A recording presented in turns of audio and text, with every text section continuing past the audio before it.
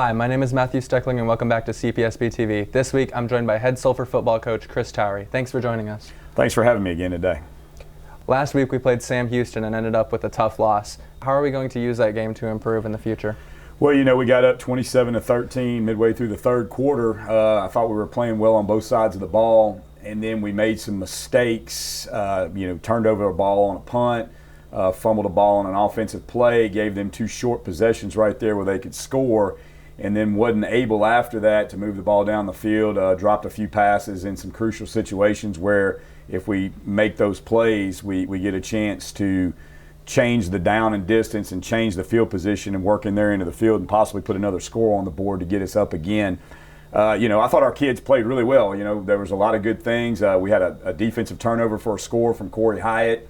The offense on their first drive had a 15-play scoring drive, which is hard to do in high school football. So that was a real plus for them, being able to play consistently for 15 plays in a row and get the ball down the field and score. We just have to finish. The biggest thing we have to do is finish, and a lot of that comes in making sure that we're mentally prepared to play. One of the things that I talked to the kids about this week is the will to prepare always has to be stronger than the will to win. On Friday nights, everybody wants to win, and everybody's upset when they don't win. Are you upset on Monday? Are you upset on Tuesday? Or is your will to prepare more important than the actual will to win the game? Once we get this team and this culture to that point, and the understanding is that we have to prepare during the week for every little situation and making sure that we're mentally focused to do it, then we'll take this program to the next step. Are there any players you want to spotlight this week? Well, last week we had a few guys that made some plays. Corey Hyatt had a big interception return for a touchdown on the defensive side of the ball, kind of got us going, made a lot of plays, on defense and making some tackles. Peyton Lemaire had a good night. Bladen Laidlaw played hurt but played hard. Those are some guys on the defensive side of the ball that did some really good things the other night. Cole Navarre got to get back in the game for the first time. He hasn't played at all this season. It was good to see him out there. Offensively, I thought Gage Trahan had a really good night. He was 16 of 26 for 202 yards and a touchdown, and he also rushed for a touchdown. But he also had 6 drops, so 22 of the 26 balls that he threw the other night hit a receiver in the hands, and we got to do a better job of being consistent and catching the football for him. Dawson LeBrun did a good job up front on the offensive line. Caden Blaylock, although did drop a couple passes, did do some really good things catching the ball in the passing game. He's got to get more consistent with his hands and being consistent in catching. But those are just some of the guys that I thought had a good night the other night for us. We need all of them to step up again, along with some other kids on this team. And it's Barbe week. I mean, get excited about it. Go over to Barbe. Go over to Lake Charles on their turf tomorrow night, and let's take care of business. We have a big rivalry game against Barbe this Friday. How do we plan on tackling that? Well, I mean, it's Barbe, and they've got some really good players in a couple of positions. The Jamal Levi kid plays wide receiver for him. First team All-State last year, had 72 catches. One of the better players in the state. He was the district offensive MVP last season. Really an outstanding football player and an outstanding young man. I've actually had the privilege of talking to him a few times in some other places. Really good football player. They've got a couple other really good football players around them. We have to go out there and we have to do what we did last week, but we have to do it for four quarters.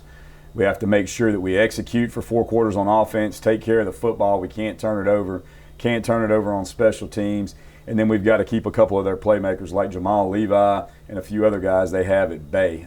He's a special player. He gets the ball in his hands and you don't make a play on him and you're not in the right place, or you miss a step, or you show up with a bad angle, and he'll make you pay for it. This week for Play of the Week, Coach Towery is going to demonstrate how we use technology to help our football team improve. Well, one of the things that we do here is we film practice. So we have the drone here from practice, and the thing that our huddle situation gives us the ability to do is we can actually take these plays play by play and type notes into the play and then send these films to our players at night. Every night I'll pick about 10 to 12 plays from practice that day and type notes in it. So you see right here, we're running a play that we call Stop Two-Lane right here. All right, and so on this particular play, we have a 3-man surface side. We're an empty 2-man surface side. The wide receiver right here needs to sell his route a little bit longer, so we type that note in there. And we're talking to the quarterback down here about treating the inside defender to the stack side like a wall defender on a levels route.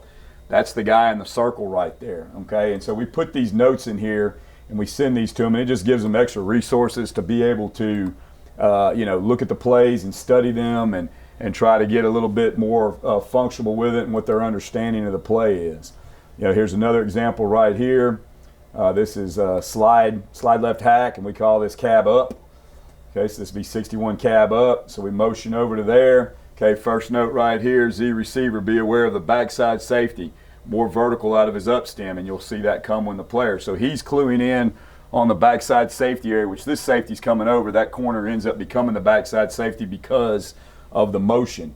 All right, so we run the play, and you'll see right here he runs a little up move, and because of his angle, if you see right here, the angle should be more at the upright right there. He's making it tough to where this backside safety has a chance to make a play. And so that's just kind of the stuff that we put in notes there. Gives them the opportunity to look at it and to kind of decipher what they're doing and making sure that they're understanding in extra time, because we only get so many hours a day with these guys, that they're understanding what we're doing. Another play here, and I'll go through a couple more, talking to our Z receiver, which is this guy right down here. This is a little concept we call spin switch. We're talking about getting the hands of the corner off of you. When they get hands on you, there's different release techniques that we use. He needs to use one of them right here. And then we talk about his break once he actually runs his route. And if you watch the play go, there'll be another note at the top at the break point. Okay. We also have a note for the Y right here about outside hand, inside hand. That's a technique we use to attack safeties right here. Get on the safety's toes before getting across his face. Basically what we're telling him is he's got to be on his toes before he cross faces him, and you'll see once I let the play go what I'm talking about here. So there's two notes. Okay, see, he breaks early, he's not on his toes, so now we're trying to clear this space right here for this kid to come into this hole right here. We want to occupy that safety. Basically we want to drain that safety with that movement right there. So we're telling him to get on his toes before he moves. We end up completing the ball, but the safety comes off in position to make a play right there. And so if we get on his toes a little bit better and occupy that safety a little bit better with our route, we have an opportunity to make that a cleaner throw. And it's just some of the things we do. Here's an example one more time. I'll use one more here. We're running another up concept in the red zone. He needs a tighter alignment, okay? When we run the regular version of this, we tell him to get his alignment a little bit wider. Once we go to the Z up, and you see up there in the thing, we want to get a little bit tighter. And what we're doing right here is we're just running a red zone concept where we try to get up and split these two safeties right here. Okay, and so the notes are telling him that's what he's doing. Okay, he needs to get in there and sell it, so he's going to stutter right there, and then he should get vertical to that upright right there. Well, when we put this in the notes, there's the note right there of where we should be throwing the football. And so the angle that he should be taking out of this is to that upright, not flat across here. And so it's just a way for us to use technology to teach these guys, to give them some extra learning, to be able to, look at this film at night and kind of analyze it on their own when we don't have them up here.